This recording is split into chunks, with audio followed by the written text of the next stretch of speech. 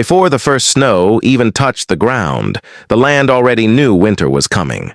The wind changed first. It stopped playing lightly with leaves and began to move with purpose, sharper, colder, carrying the scent of distant ice. The sky dimmed a little earlier every day. Shadows stretched longer across the plains, along the ridges, and through the forests. Rivers that once raced freely through the earth began to move slower, their edges crusted with thin, glassy ice. Animals grew quieter and more cautious. Birds formed dark lines in the sky, some leaving, some staying and adjusting. It felt as if the whole continent was taking a deep breath together. Across native nations, from the desert mesas of the southwest to the pine forests of the northeast, people watched these signs and understood them. Winter was not only a change in weather, it was a shift in the spiritual rhythm of the world.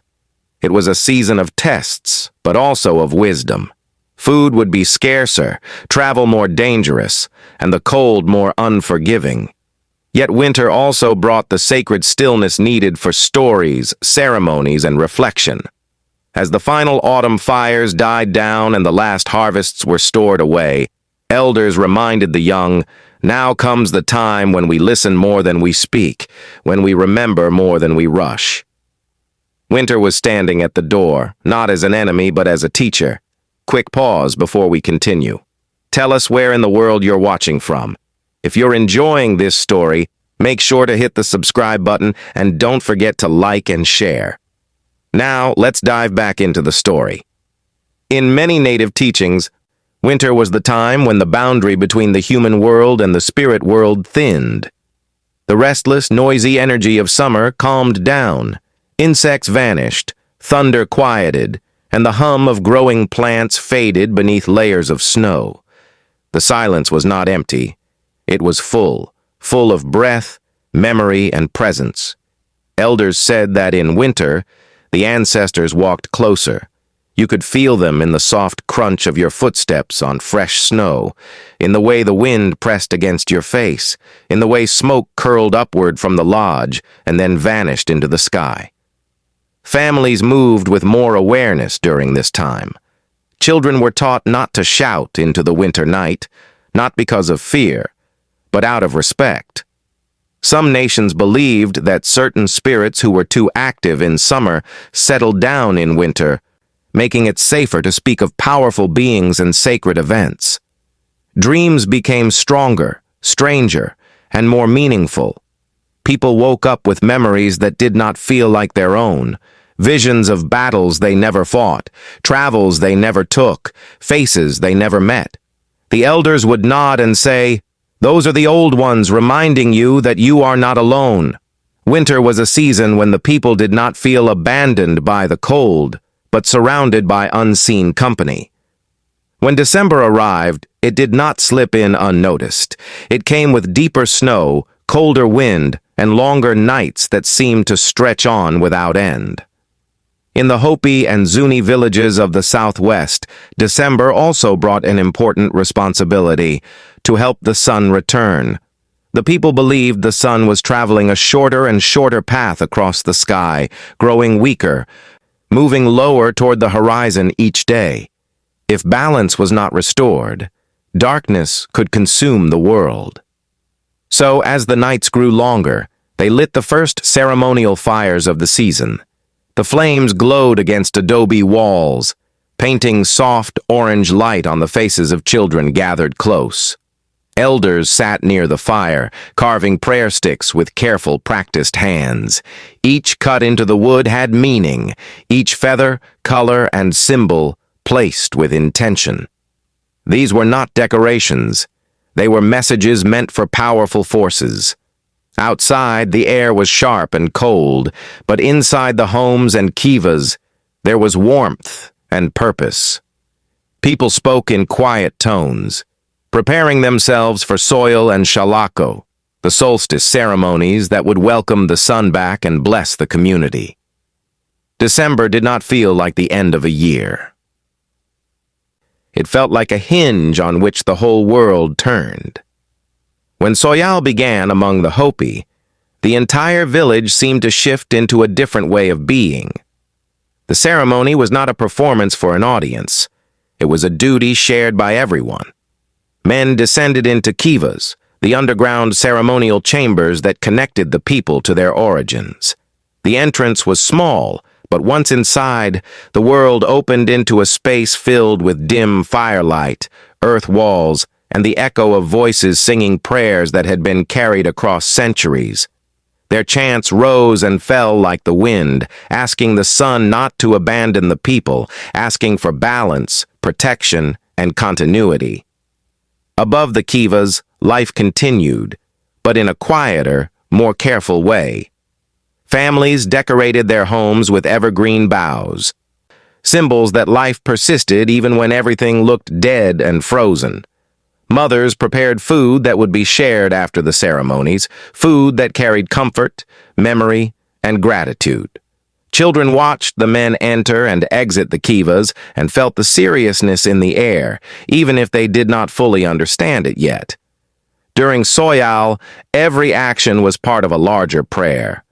The Hopi understood that their lives were woven into the same fabric as the sun's journey. To them, calling the sun back was not just about light.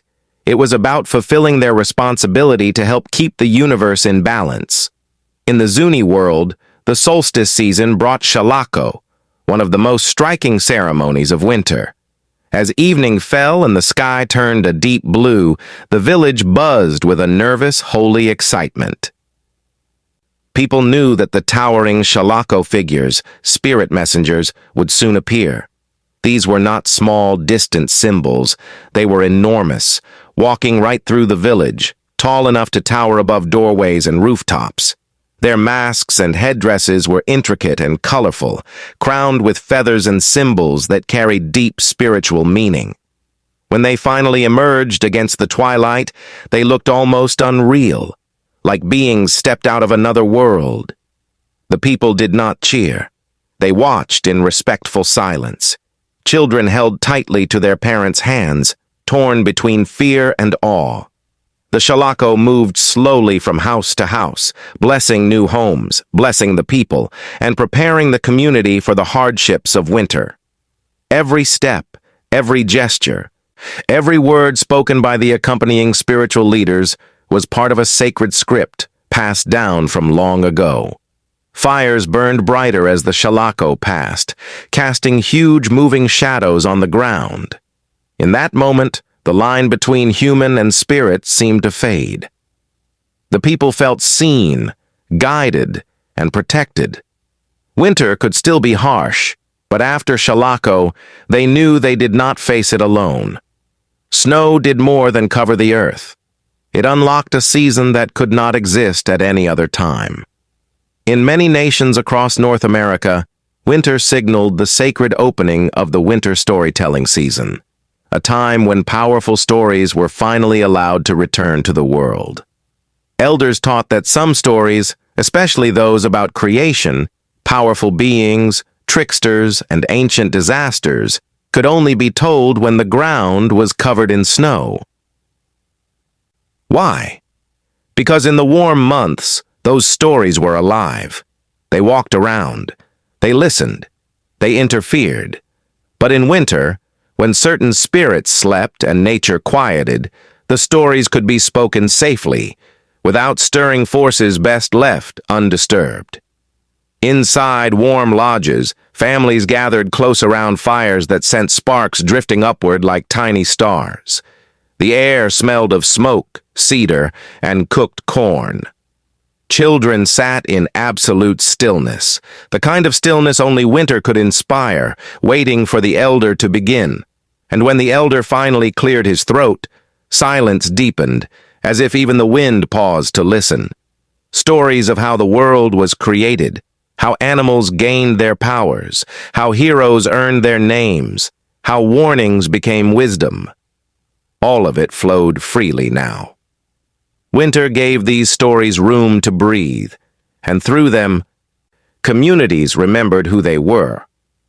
The fire became a silent partner in the storytelling. Its crackling voice punctuated dramatic moments, sending flames rising high at moments of danger and softening into glowing embers during moments of sorrow or reflection. Elders used the fire's behavior to enhance their stories, sometimes gesturing into the flames as though drawing scenes from the spirit world, sometimes lowering their voices so listeners had to lean in, pull deeper into the magic. Children watched the shadows on the lodge walls shift into shapes, wolves chasing tricksters, bears rising from caves, stars dancing above mountains. Stories were not entertainment. They were instruction. They taught respect. For the animals, for nature, for elders, for one another. They taught courage, stories of battles fought, hunts survived, choices that shaped futures. And they taught balance, that every action had consequences and every gift carried responsibility. In the glow of winter fires, character was formed, identity was strengthened, and community values were woven into the hearts of the young. As December deepened, winter settled fully into the land. Days shrank to narrow slivers of light, and nights stretched out endlessly, wrapping the world in long shadows. But inside native communities, these long nights pulsed with life. Homes glowed with firelight, voices hummed through the darkness, and the steady beating of drums echoed like the heartbeat of the earth itself. Communities relied on one another more in winter than in any other season. Families shared food with elders who could no longer hunt. Hunters brought meat not only to their own households, but to widows, single mothers, and anyone struggling through the cold. Women spent evenings sewing, weaving, preparing medicines, and ensuring that every child had warmth. Hardship drew people closer, not apart. December became a test of unity, and communities passed through it with love, generosity, and collective strength. Far to the north and east, the Haudenosaunee people watched the moon with deep reverence. The cycle of the moon determined the rhythm of their ceremonies, and among the most important was Midwinter, the spiritual new year. The moment when the old year ended and the new one began was not marked by fireworks or loud celebration.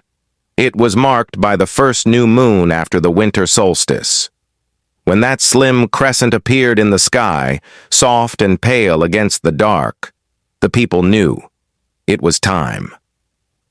Preparations unfolded like a carefully woven tapestry.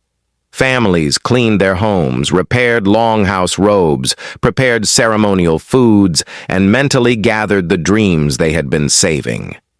The air felt charged with anticipation. Elders murmured prayers as they checked sacred items that would be used during the ceremonies. Children sensed the gravity of the coming days, even if they didn't fully understand it. Midwinter was a doorway, a spiritual reset that required care, respect, and unity.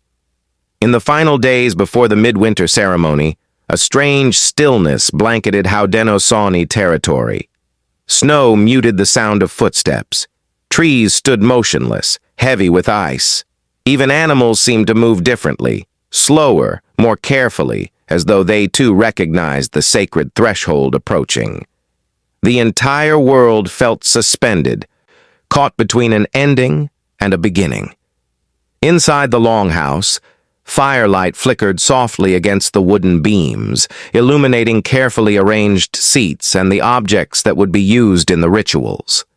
Families gathered quietly, some sharing soft conversations, others lost in thought. Dreams were rehearsed silently. Gratitude was whispered in prayers. The longhouse was not just a structure. It was a living heart that beat with the rhythm of the community.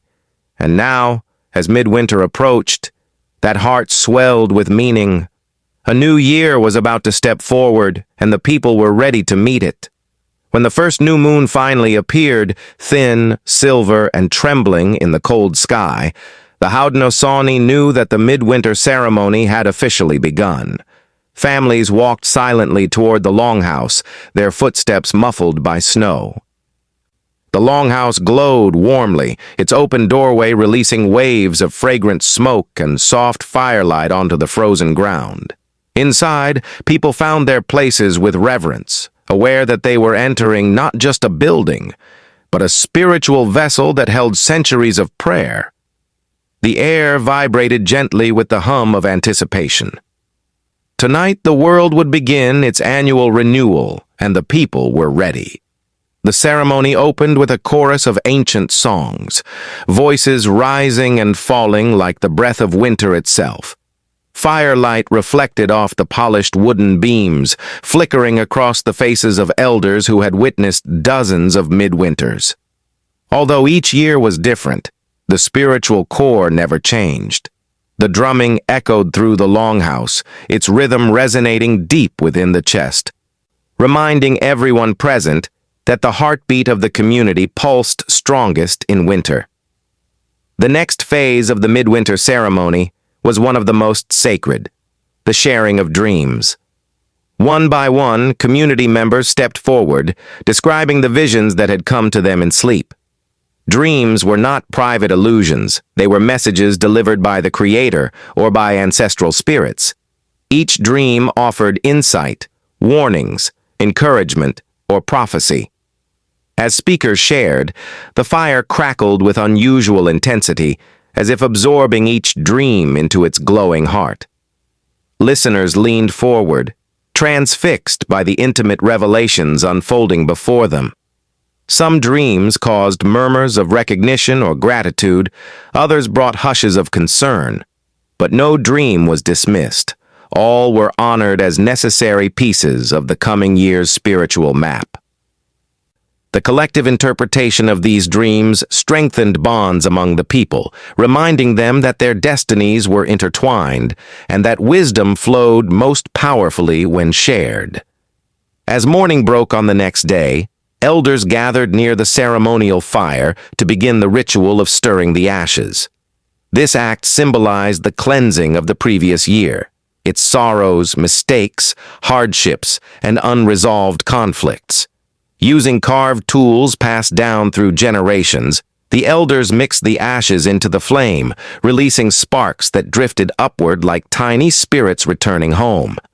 Children watched quietly, sensing the gravity of the moment. The fire hissed and roared as the ashes shifted, as if responding to the emotional weight being released. When the ritual concluded, the community felt a collective lightness, as though winter's cold had retreated just enough to reveal a glimmer of spring beneath the ice.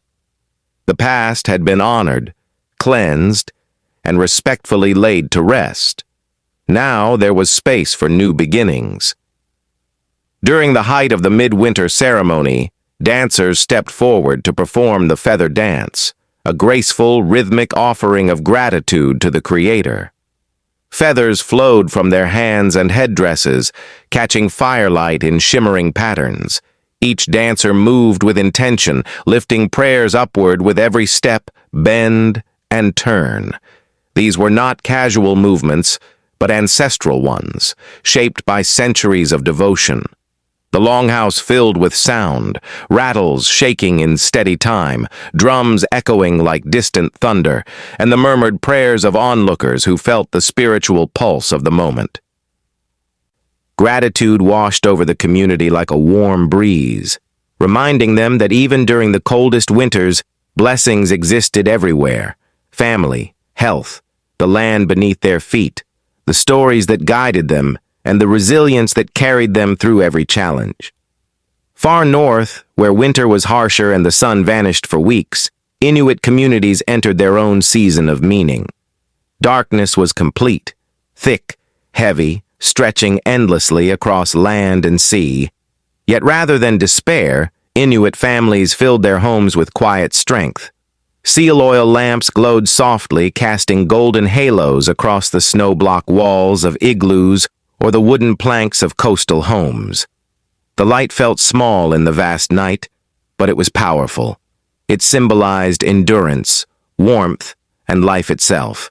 Children played indoor games that built physical skill and mental resilience. Elders shared stories of legendary hunters who faced impossible winters and survived. Every tale was a reminder that hardship was not a punishment. It was a training ground, shaping courage and unity. Even in total darkness, the Inuit spirit remained luminous. When Kuviasukvik arrived, the darkness of the Arctic did not dim the joy of celebration. Inuit families gathered for feasting, singing, and dancing. Laughter echoed across the land, bouncing off snowbanks and drifting across frozen coastlines. This celebration honored the survival of the community during the harsh months and acknowledged all the forces, seen and unseen, that had protected them. Seal oil lamps were refilled and relit, symbolizing renewal. Children received blessings from elders, who prayed that they would grow strong enough to endure future winters. Kuviasukvik reminded everyone that joy was not dependent on sunlight. It was a flame carried within, capable of glowing even in the longest night. Weeks after complete darkness, the horizon finally brightened with a thin band of gold. Word spread quickly. The sun was returning. Inuit families bundled up and hurried outside, bracing against the cold. The sky glowed brighter and brighter until, at last, the sun appeared. Weak, distant, but unmistakably present. Cheers erupted. Children danced in the snow, their footprints forming joyful spirals. Elders lifted their faces to the light with tears in their eyes. The return of the sun was more than an astronomical event. It was a spiritual victory. Proof that darkness, no matter how long or deep, could never last forever. Hope had returned, carried on the sun's fragile rays. It was one of winter's greatest miracles, and the people honored it with gratitude that felt as warm as fire. In the southeastern homelands, winter brought its own kind of renewal. Before dawn, Cherokee families walked to nearby rivers, accompanied by the sound of crunching frost beneath their feet. Cold water immersion was an essential purification ritual meant to wash away negativity and prepare the spirit for the new year. Even the young participated, taught to respect the river as a living relative, a healer. The shock of icy water awakened the senses. Hearts pounded, breaths quickened, but peace followed. Emerging from the river, participants felt reborn, cleansed physically, emotionally, and spiritually. Water had carried their burdens downstream, leaving them lighter and more aligned with the natural world. Winter challenged the body, but rituals like these strengthened the spirit. As January faded, the Anishinaabe people turned toward Mikwagizis, the bare moon.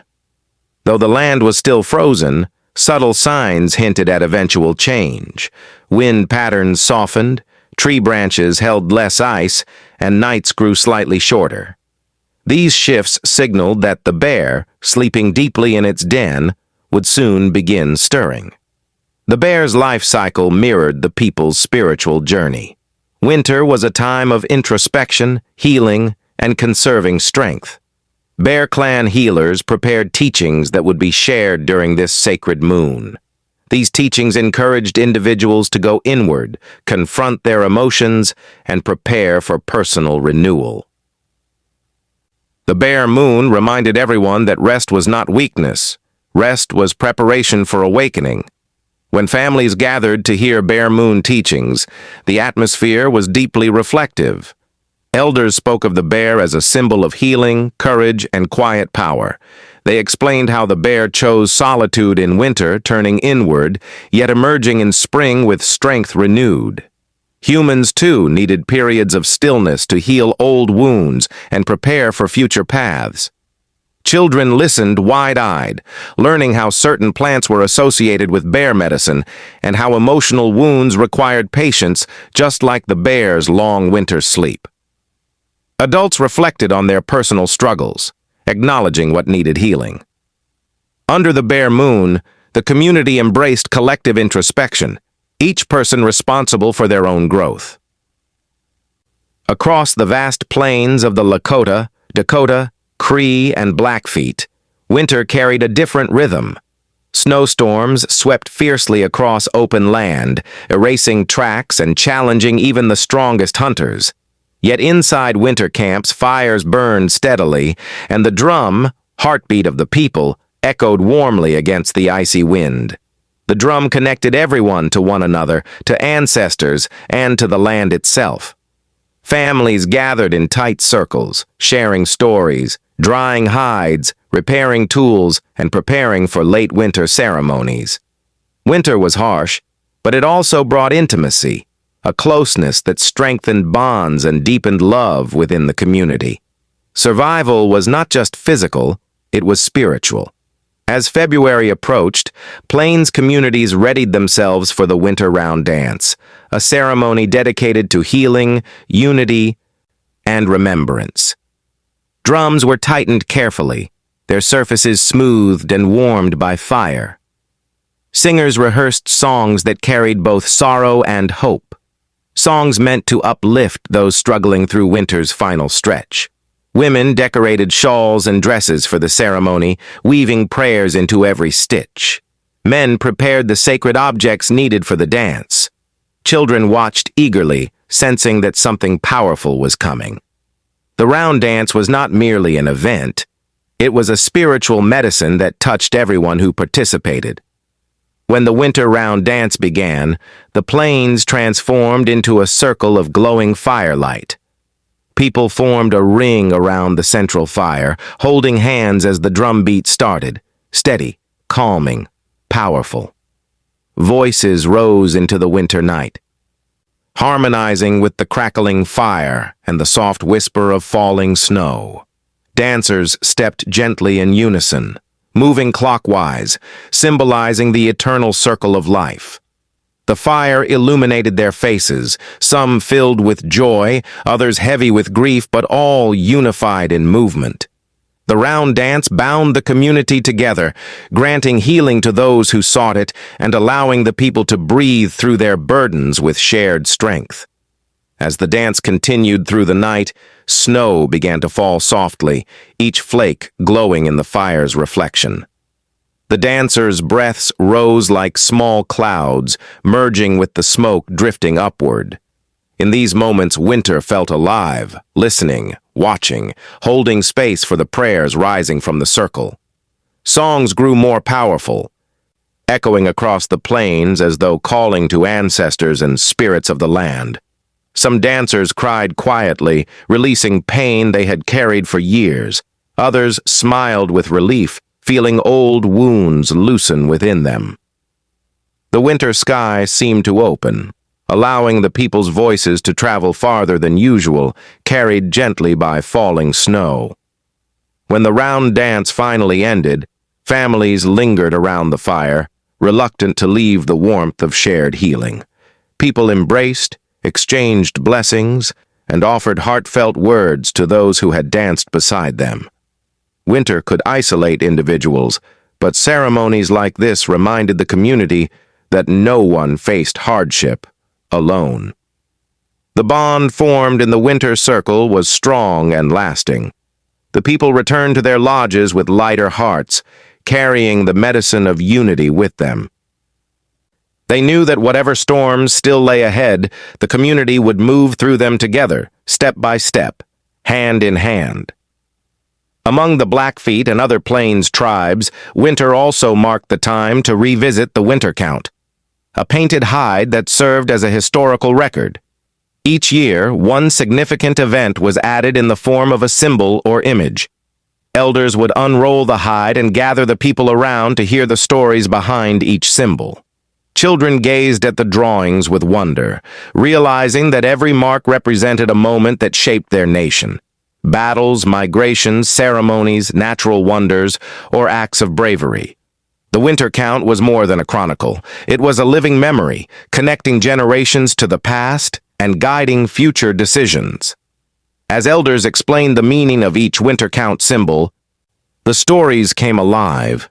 Stories of challenges overcome, mistakes that taught valuable lessons, and moments of triumph that strengthened the nation's identity. Young listeners absorbed the wisdom eagerly, understanding that their ancestors' experiences were maps for their future. Through winter counts, the people learned that history was not a collection of distant events. It was a set of teachings.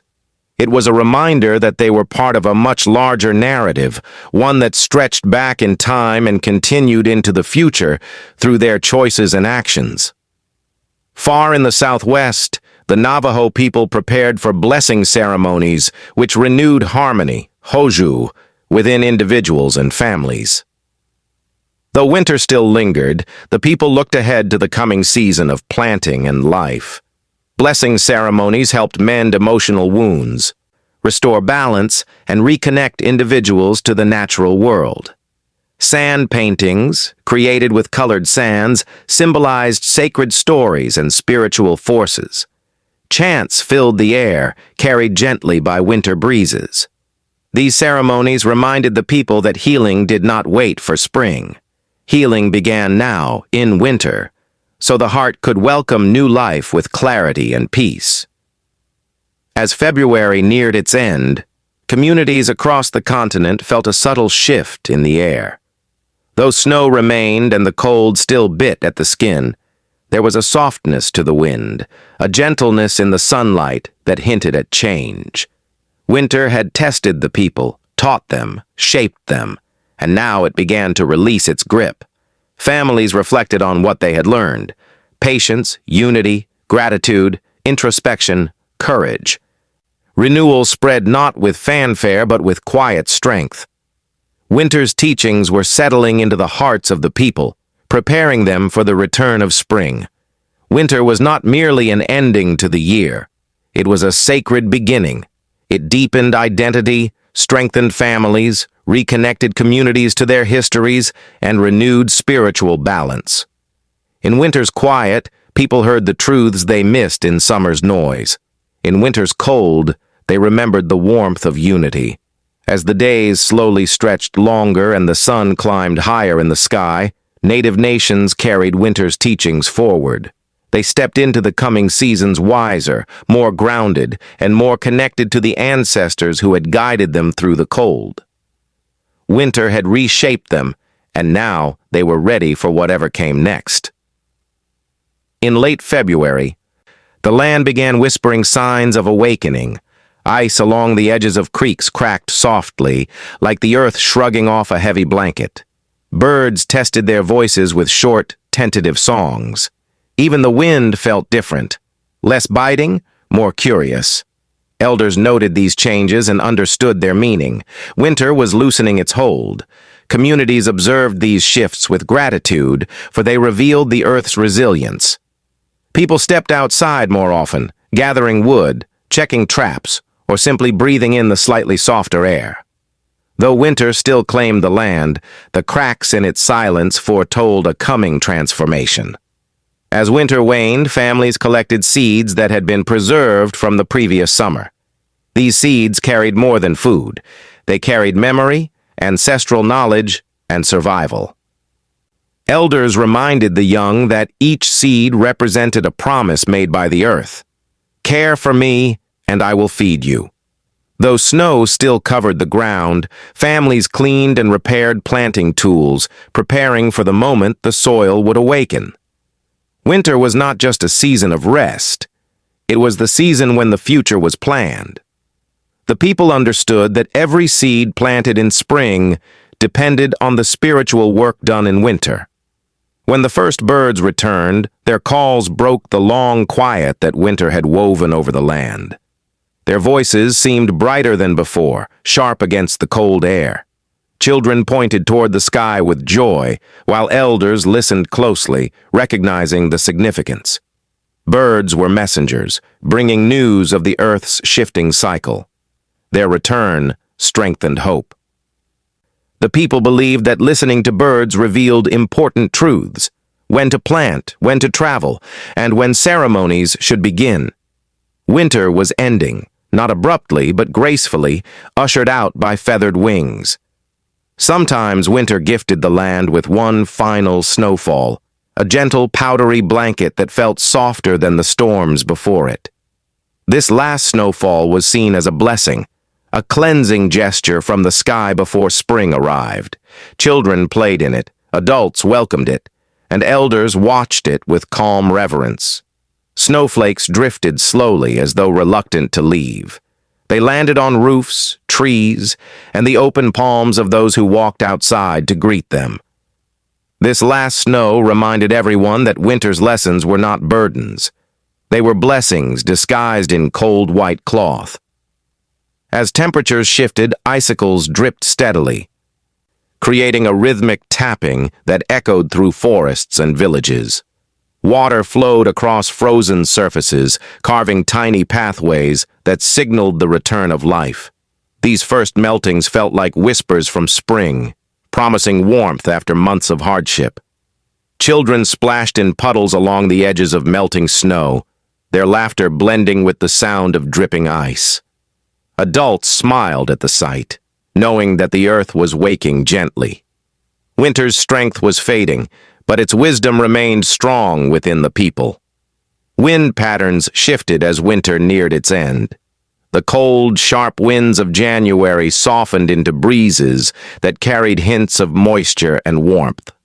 These winds were believed to carry messages from the coming season, stirrings of new energy. Women stepped outside to feel these winds against their skin, sensing the change. Hunters noticed animals becoming more active.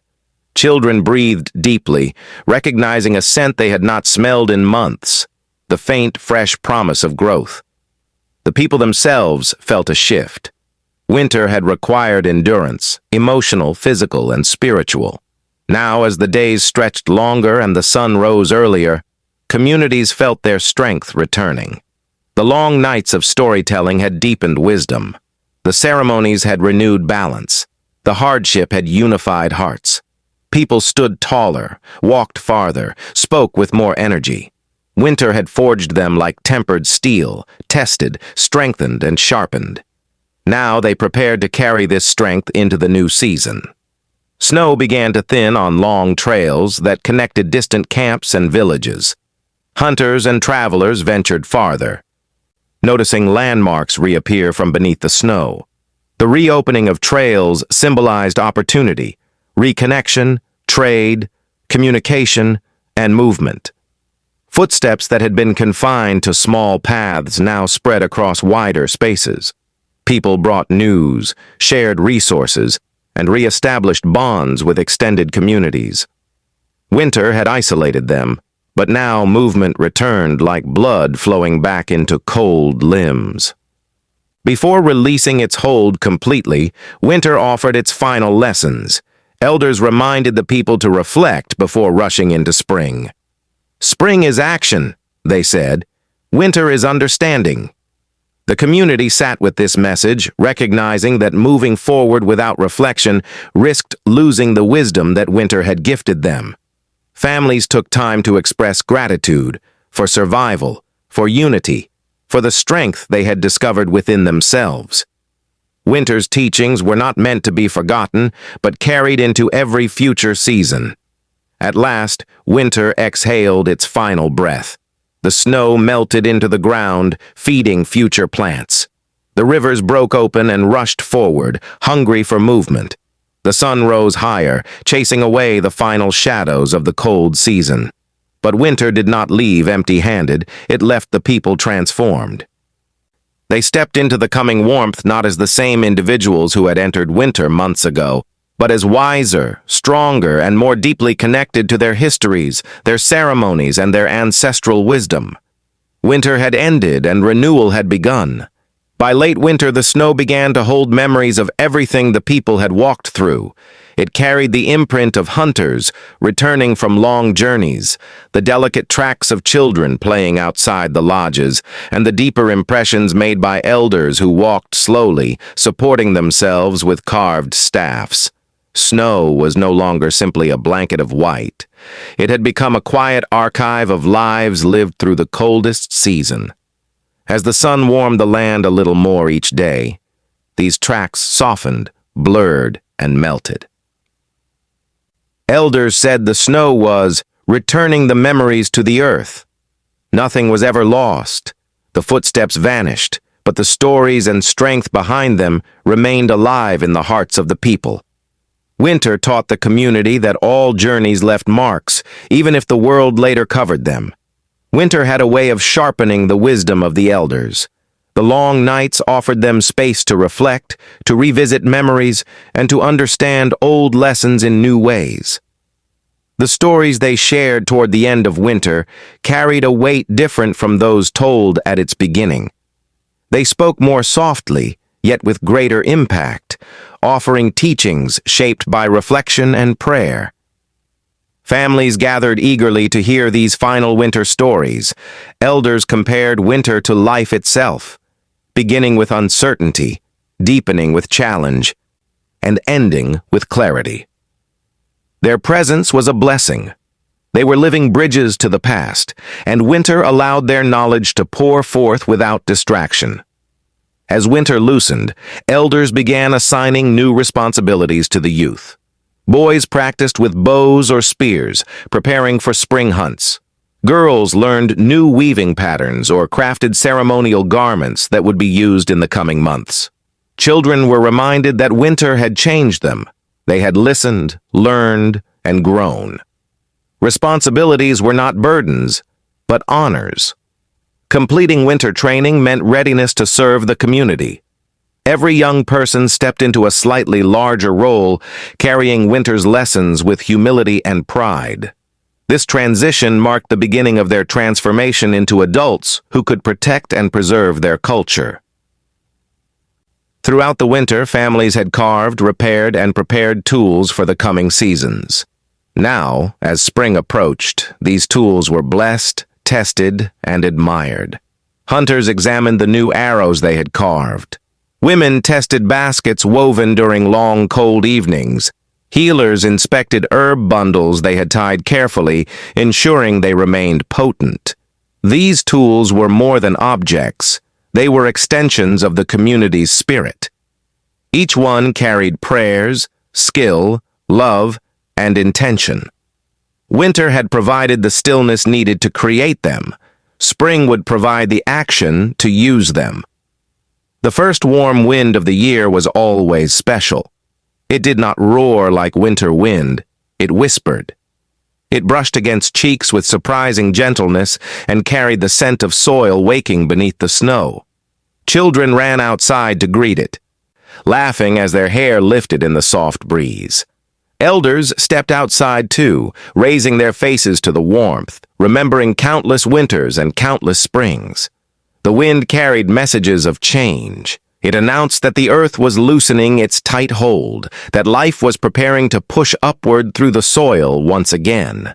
It reminded people that even the harshest seasons gave way to renewal. The last stories of winter were told with a blend of sadness and gratitude. Elders knew that once the snow disappeared and the first green shoots emerged, many stories had to be tucked away again until the next winter. Some tales were too powerful to speak in warm months. So these final storytelling nights were cherished. The fire glowed fiercely, casting dramatic shadows as elders shared the last lessons of the season. Stories of tricksters who taught humility, of heroes who learned through hardship, of animals who shaped the world. These stories wrapped the community like a warm cloak, preparing them for the busy season ahead. The cold months had required careful use of medicines gathered during summer. Now, healers checked their remaining supplies, bundles of sage, cedar, sweetgrass, and roots stored for emergencies. They measured how much had been used and how much remained, assessing the health of the community through the winter. Winter medicine taught gratitude. It reminded the people that the land had cared for them even when it slept under snow. Healers prayed for the continued well-being of the nation and prepared to gather more herbs once the earth awakened again. Animals responded to winter's fading grip before humans noticed. Tracks appeared where there had been none for months. Birds chattered in the trees. Squirrels darted over melting snow. Wolves howled with new energy. These signs thrilled the children and filled hunters with hope. The people watched these movements closely. Animals were teachers, and their behavior foretold the rhythm of the coming season. If animals moved confidently, spring would be gentle. If they remained cautious, storms might still come. The land spoke through its creatures, and the people listened. Snow that once stood firm and unyielding softened into slush beneath the growing sunlight. Footprints melted into smooth patches. Ice cracked into shining shards that drifted downstream. The landscape changed daily, shifting from white to speckled brown to muted green. It was a bittersweet sight. Winter's beauty faded, but so did its harshness. The people treated the melting snow with reverence, for it carried the essence of everything experienced during the cold months: hardship, unity, growth, and wisdom. Snow was leaving, but winter's teachings remained, etched permanently in the spirit. Some nations marked the end of winter not by temperature, but by the arrival of the first thunder. They believed thunder awakened the earth, opening pathways for plant growth and signaling that winter spirits had begun their retreat. As February shifted toward March, families listened carefully for that distant rumble. In preparation, they cleaned home spaces, burned smudge to purify the air, and organized items for spring planting. Before the first thunder arrived, winter needed a proper farewell, and the people honored that transition with ceremony and reflection. Some communities held small, intimate ceremonies to thank winter for its teachings before letting it go. Women prepared warm meals, hunters shared dried meats, and children offered small gifts: feathers, carved toys, or beads, symbolizing gratitude for protection and learning.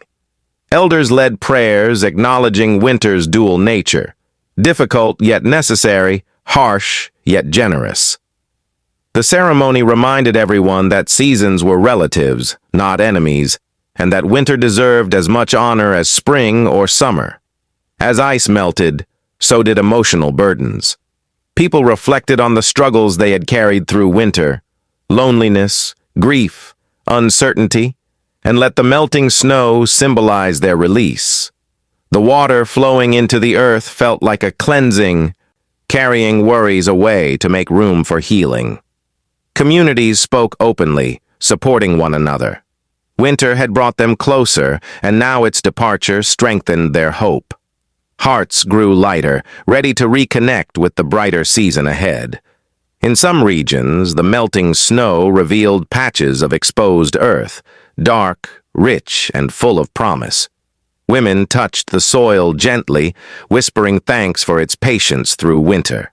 Men tested it for softness, knowing the land would soon accept seeds again. The earth smelled different now: damp, fertile, alive. People understood that new life was beginning invisibly beneath the surface.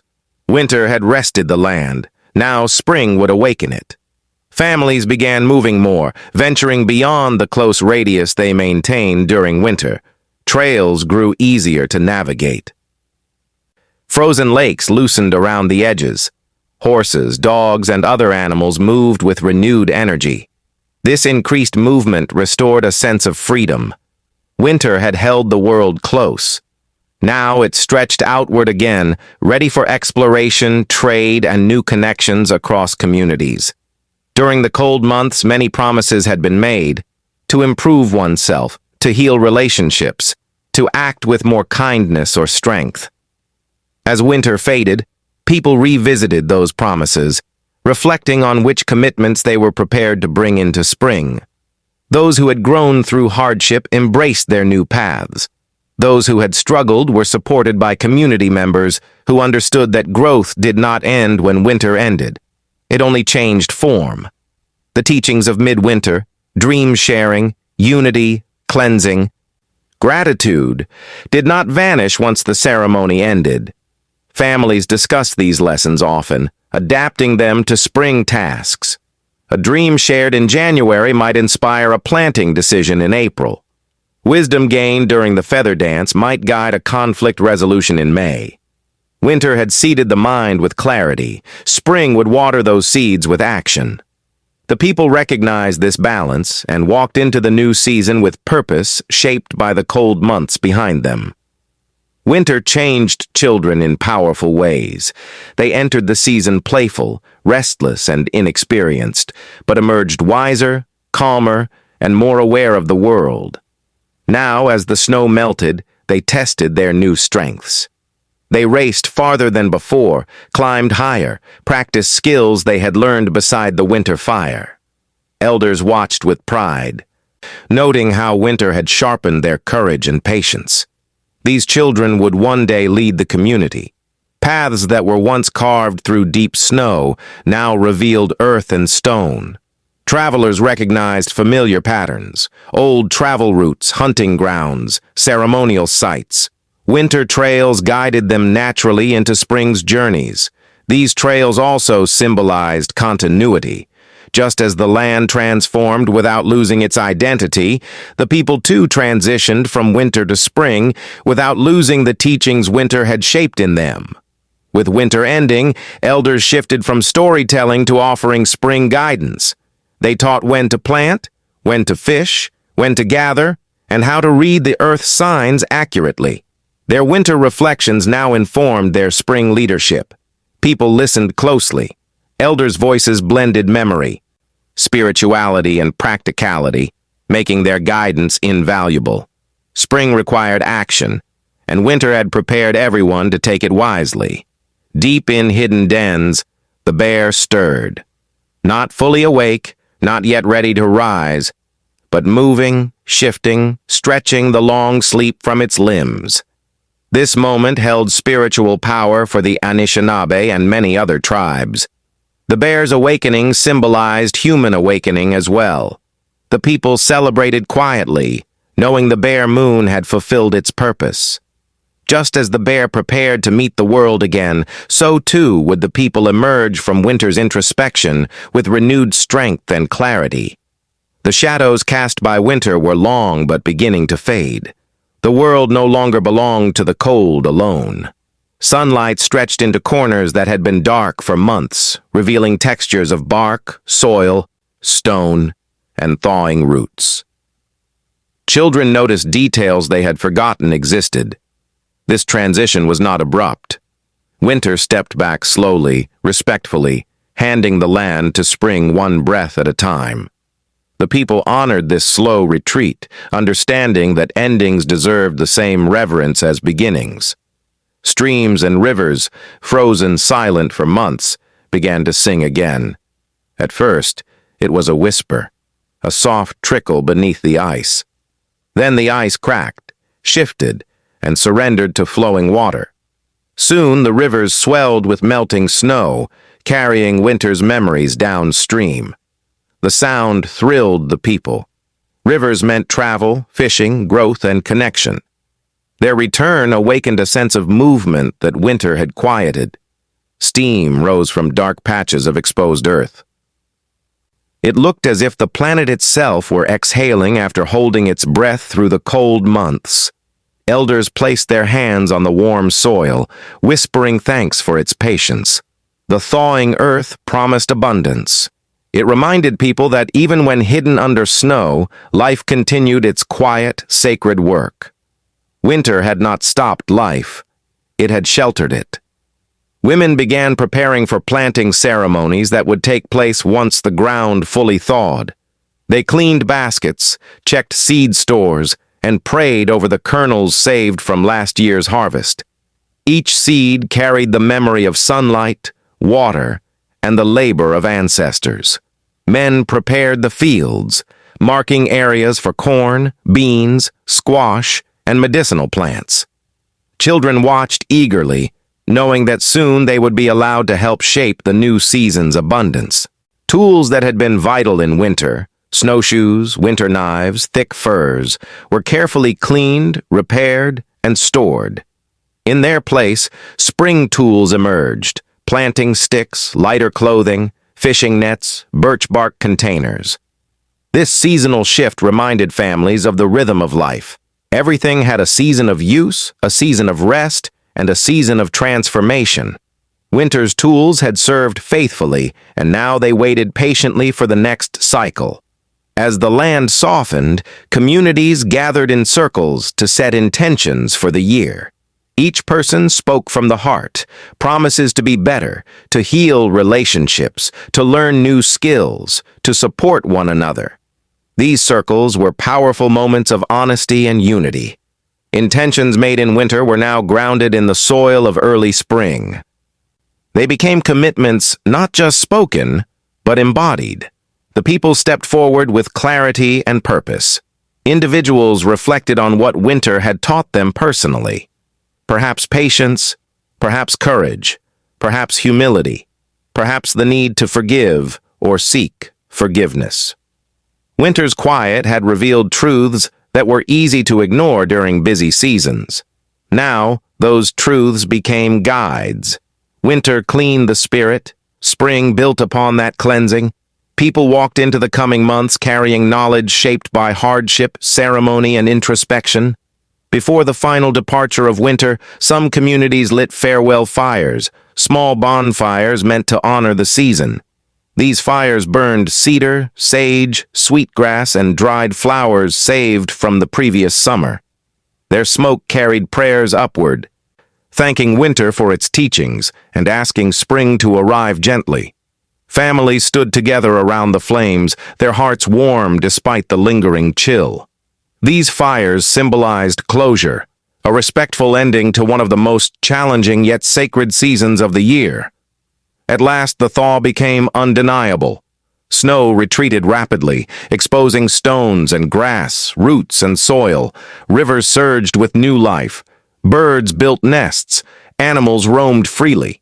The world awakened with an energy so powerful that it seemed to shake off the last remnants of cold in a single sigh. The people celebrated this shift with joy. Winter had shaped them. Winter had toughened them. Winter had connected them. And now, winter stepped aside so spring could rise. As winter finally released its hold, people stepped into spring not as they were before, but as transformed beings. Winter had carved new wisdom into their hearts, deepened their relationships, strengthened their courage, and renewed their spirits. They carried winter with them in the same way they carried their ancestors, not as weight, but as guidance. Winter's teachings walked beside them into the warmth, shaping how they planted, hunted, loved, prayed, and lived. And in this way, winter was never truly gone. It lived on inside the people. Even as spring approached, winter released its grip slowly. A few late winds pushed through the trees like an old spirit reluctant to leave the land it had shaped for months. The people welcomed these final cold breaths with respect, understanding that winter never vanished abruptly. It bowed out with dignity. Children still saw tiny flurries drifting in the moonlight, delicate reminders of the season that had tested and transformed them. Adults wrapped their robes tighter during early morning chores, whispering thanks for the cold's teachings. Winter's final breaths carried memory, reflection, and the last fragments of silent wisdom before warmth claimed the world. Long after the winter round dances ended, echoes of the drums still pulsed through the minds of the people. Even when no drum was physically struck, its memory vibrated inside the chest, steady and reassuring.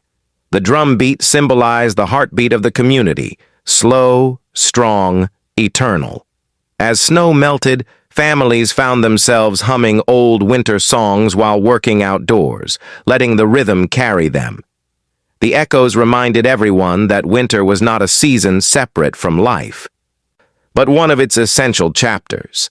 The drum connected winter's past to spring's future. Where winter offered a canvas of white, spring slowly painted the world again. Shades of brown emerged, then green, then hints of yellow and red from early plants waking under the soil. This reawakening felt like watching the world draw its first breath after a long sleep. People walked outside in the softened air, admiring the colors returning to the land. Elders noted how each shade carried a message: renewal, healing, hope. The people realized that nature did not fight winter. It danced with it, moving gracefully from one rhythm to the next. Throughout winter, silence had been a powerful teacher. Now, spring slowly replaced that silence with bird song, rushing water, and the rustling of awakening trees. These new sounds blended with the memories of winter's quiet, creating a harmony that connected both seasons. The people welcomed the music but did not forget the silence. They carried winter's stillness within themselves, using it to remain grounded during spring's growing activity. Winter had taught them how powerful quiet could be, and that wisdom stayed with them even as the land burst into song. Winter had strengthened relationships, families, friendships, clan ties. Before life grew busy again, communities took time to honor these bonds. Women shared meals cooked from winter stores. Men exchanged hand-carved gifts made during long nights, and children promised to carry winter lessons into the coming season. These exchanges were not ceremonial obligations. They were expressions of gratitude. Winter had required cooperation, and those bonds became the heart of community survival. Renewing them ensured that the unity winter forged would not fade with the melting snow. Before fully stepping into spring, the people offered thanks to the spirits who had watched over them through the cold. Some tribes burned cedar or sage, letting the smoke rise into the morning sky. Others placed small gifts, berries, feathers, carved wooden tokens, at sacred places. This was not superstition. It was relationship. The spirits of winter, like the spirits of summer, were kin. They guided, protected, and challenged the people. Honoring them maintained balance between the physical and spiritual worlds. Snowshoes, winter robes, and hunting gear used in the cold months were carefully stored away. Families cleaned them with respect, knowing winter tools had carried them through storms, deep snow, and darkness. These items were not tossed aside. They were honored. Elders taught that tools held memory. They held the imprint of the labor, prayers, and survival they had contributed to. Storing them was a ceremony in itself, a reminder that every object used with purpose became part of the community's living story. Before warm rains ended the winter storytelling season, elders told the final story aloud before the snow was gone. This last tale was always chosen with care, one that held deep meaning and a lesson strong enough to carry into the new year. Children listened with reverence, knowing that after this night, many powerful stories would go to sleep again until winter returned.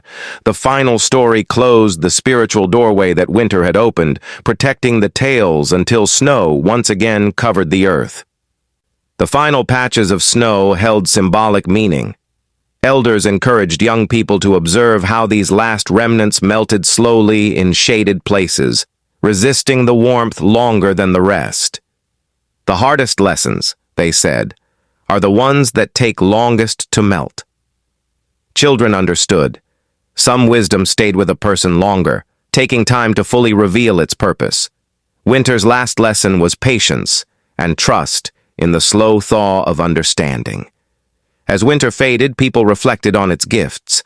The season had strengthened minds, deepened faith, restored relationships, and humbled even the bravest hunters. Winter was harsh, but winter was fair. It revealed truth. The people carried winter's gifts like invisible bundles on their backs, gifts of mindfulness, endurance, unity, and spiritual awakening.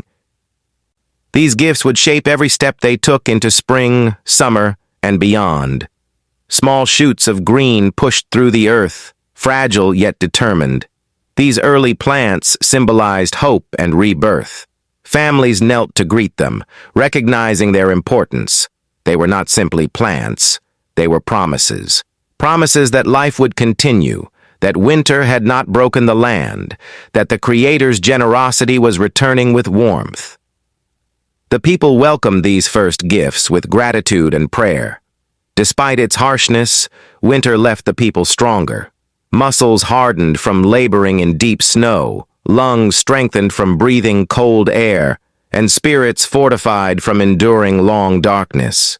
Communities recognized their newfound resilience. Winter had tested them, and they had passed. That strength was now woven into their identities. ready to be used in the challenges of warmer seasons. The dream-sharing tradition of the midwinter ceremony did not end with winter. Many dreams continued to guide individuals long after snow melted. A vision that seemed confusing in January might become clear in April. People revisited their dreams often, treating them as long-term teachings. Winter dreams planted seeds in the mind. Spring allowed them to sprout into understanding. As snow melted, sacred sites, stone circles, riverside prayer spots, ancient trees became accessible again. People visited them to leave offerings, pray, and thank the spirits for protection throughout winter. These visits marked the spiritual reawakening of the land. Each site felt alive again, humming with renewed energy, as if greeting the people back after months of separation. Songs created or practiced during winter carried into spring ceremonies. Their melodies shifted in meaning as the seasons changed. Winter songs that once comforted, now empowered. Drums that once echoed through cold air now resonated through warming winds. Music, like water, transformed with the environment. Winter songs became blessings for planting, protection, and growth. The people understood that sound held power across seasons. When the bear finally emerged from its den, its slow, powerful movement symbolized human emergence from winter as well. People watched for signs, tracks in soft soil, broken branches, disturbed earth. The bear's awakening was a spiritual mirror. It reminded the people to rise gently, thoughtfully, carrying winter's introspection into the active months ahead. Just as the bear listened to its body, the people listened to their spirits. Winter exposed fears, fear of hunger, cold, loss, loneliness. But as the season ended, many of those fears began to melt. The people realized they had survived challenges they once thought impossible. Fear transformed into pride, confidence, and deeper belief in their resilience. Winter had shown them their strength by confronting them with vulnerability. Now, they walked free from fears that once weighed heavily on their hearts. Children who were born in winter were believed to carry special blessings. Their first breaths were taken in the coldest season, giving them a spiritual resilience and an inner fire that warmed everyone around them. As spring approached, families held naming ceremonies for winter babies. These children were celebrated for surviving the harshest season and symbolizing hope during the darkest months. Their names often reflected winter themes: strength, snow, dawn, fire, star. Winter lodges and shelters that had served the people faithfully were cleaned and prepared for rest. Furs were lifted, ashes swept, and smoke holes opened wide to release the final scents of the season. Families thanked their lodges with quiet prayers, acknowledging that without them, winter survival would have been impossible. The lodge was a living relative, warm, protective, and loyal. Before fully stepping into the new season, many tribes held a final ceremony that blended elements of gratitude, farewell, and renewal. Offerings were placed on altars or burned in sacred fires. Songs honored ancestors who had guided the people through winter. This final ceremony marked the closing of winter's spiritual door. With reverence, the people stepped across its threshold into spring, carrying winter's wisdom like a cloak around their shoulders. The few remaining snow patches caught the sunlight at angles that made them glow like silver. As the sun climbed higher each day, these patches reflected brilliant beams of light. Elders called this the snow's last blessing. People paused to admire these shimmering reflections, knowing they were witnessing winter's last beauty, an elegant exit from the season that had shaped them. One of the first true signs of spring was the deep, rich scent of thawing earth. It carried the promise of growth, healing, and abundance. Families inhaled the fragrance with joy, knowing the land was offering itself again. The earth smelled like memory, reminding everyone of last year's harvest and next summer's possibilities. Winter had been long, but the scent of the soil made every challenge worthwhile. Melting ice opened the rivers for fishing and travel. Families gathered along the banks, grateful to hear flowing water again. The river's energy seemed renewed, rushing with purpose as though excited to reunite with the people. The return to the rivers symbolized movement, opportunity, and reconnection with places winter had hidden. It was a joyful reunion between humans and the life-giving waters that sustained them. Just as ice melted into water, emotional tensions that winter had exposed slowly thawed as well. Forgiveness came easier. Understanding deepened. Old conflicts softened. Winter forced reflection. Spring encouraged resolution. Hearts opened again, ready for new relationships, new beginnings, and renewed harmony within the community. With the end of winter came the beginning of spring councils. Leaders gathered to discuss plans for planting, hunting, travel, and ceremonies. Winter had shaped the people's priorities. Now those priorities guided spring decisions. These councils ensured that the wisdom gained in winter translated into strong action. Community voices blended to create unified plans that honored tradition and supported survival. Before fires were used less frequently in spring, families gathered one last time to reminisce about winter. They shared stories of challenges overcome, funny moments indoors, lessons learned from elders, and dreams received from the Creator.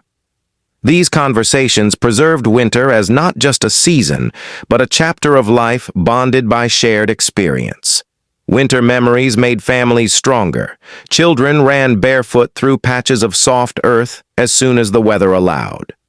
They played games outside that winter had confined indoors, laughing with a freedom they had long waited for. Their joy symbolized the community's shift. Winter had sharpened their discipline. Spring returned their exuberance.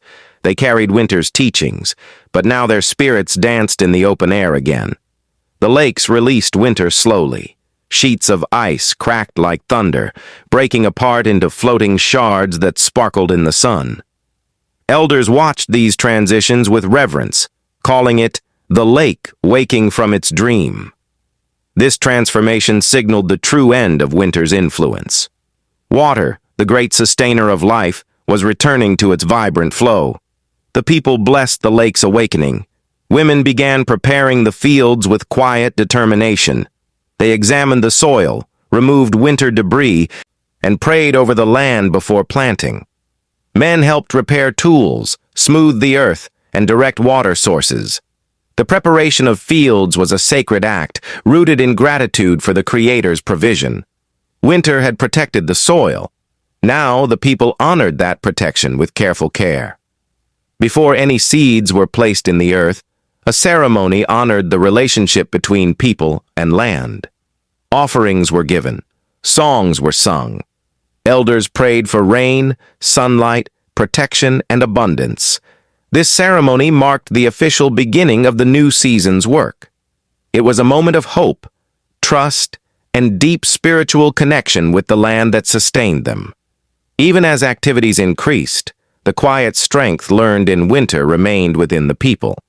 They moved with gentleness, spoke with more patience, and approached tasks with deeper mindfulness.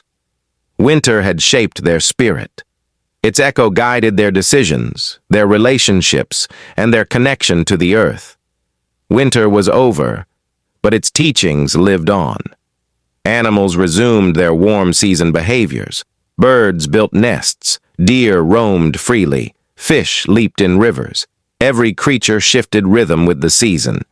The people watched these patterns closely, understanding that animals were indicators of balance. Their movement reassured the community that winter had ended properly and the new season was aligned. Before embracing spring fully, elders held final meetings to reflect on winter. They discussed what had been learned, what needed attention moving forward, and how winter's teachings should influence the community's future. This final reflection ensured that winter was not forgotten but honored. Wisdom was not allowed to fade. It was organized, remembered, and carried forward. As clouds shifted from heavy gray to soft white, The sky opened into vast blue fields overhead. Sunlight warmed the earth with increasing strength. The community looked upward often, marveling at the clarity. Winter skies had held stars like sharp diamonds. Spring skies held possibility, hope, and renewed purpose. Objects used in winter ceremonies, rattles, masks, sacred bundles, were carefully wrapped and stored.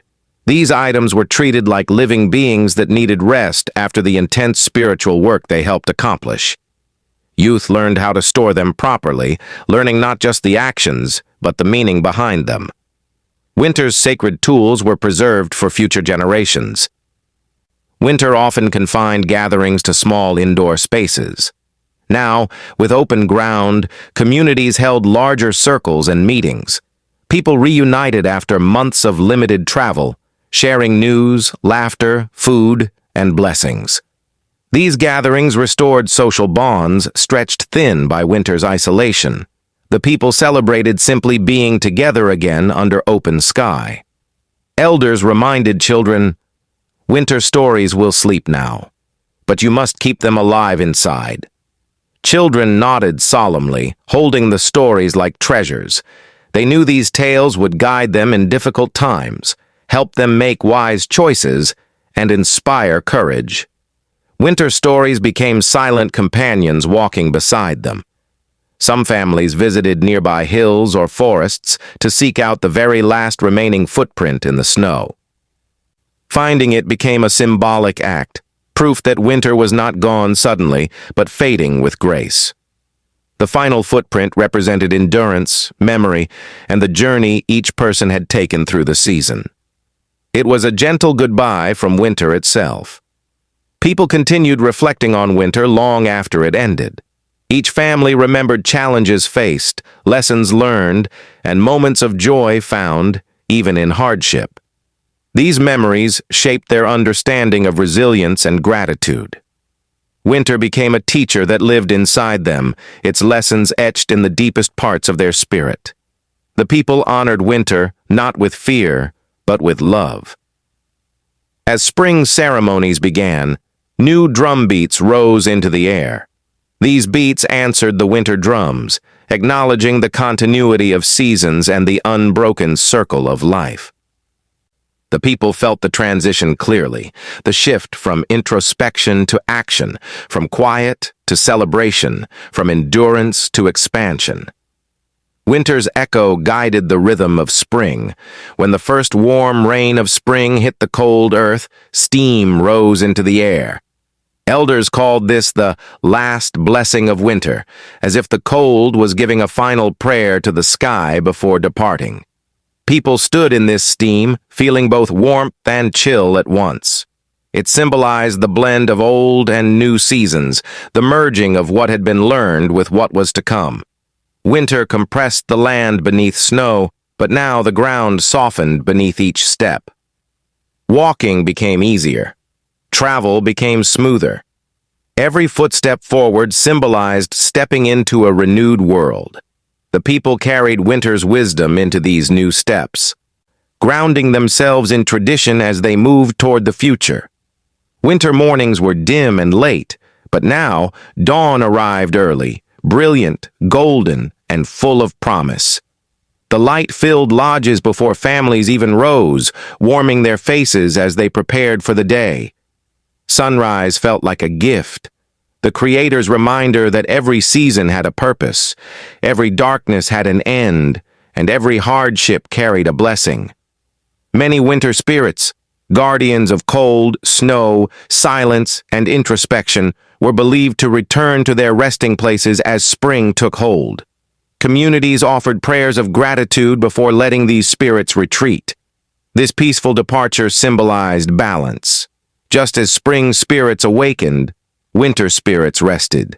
The cycle remained complete. The first rains washed roofs, trees, lodges, and pathways, clearing the dust accumulated through months of dryness. Rain cleaned tools, refreshed the soil, and nourished the earth.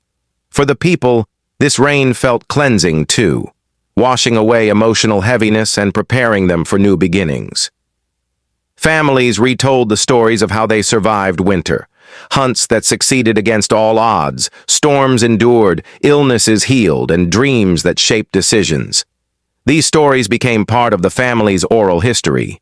Years later, these winter survival tales would be told to new generations, becoming legends that honored strength and perseverance. Winter encouraged inward reflection. Spring encouraged outward action. Together, they created balance in the lives of the people. Through ceremonies, prayer, community, and daily tasks, the people aligned themselves with this balance. Without winter, spring would hold less meaning. Without hardship, growth would hold less purpose. Nature reminded the people that everything returns in cycles: cold and warmth, silence and sound, hardship and ease. Winter taught acceptance of these cycles, trust in the Creator's plan, and confidence in the land's resilience. This understanding shaped how communities approached every season of life, knowing nothing lasted forever, but everything returned with meaning. Even as the land warmed, the spirit of winter remained inside the people. They carried its clarity, humility, strength, and wisdom into every ceremony, hunt, planting, and relationship. Winter did not disappear. It transformed, becoming a quiet guide that influenced every action taken in the new season. At last, winter ended completely. Snow melted, rivers flowed, birds returned, and the land awakened fully. But the people did not say goodbye. They said, "Until next time." For winter was part of the sacred circle. It would return, bringing new teachings, new challenges, and new blessings. And when it came again, the people would welcome it with respect, ready to learn, reflect, and grow all over again. Winter was not the end. It was part of the eternal cycle that shaped the identity, spirit, and history of Native nations for countless generations. Thank you so much for watching. If you like this story, please like, comment, share, and subscribe to my channel. Your support helps keep these forgotten voices alive. And please take a moment to watch our other videos. They dive even deeper into Native American history and the untold truths that shaped America.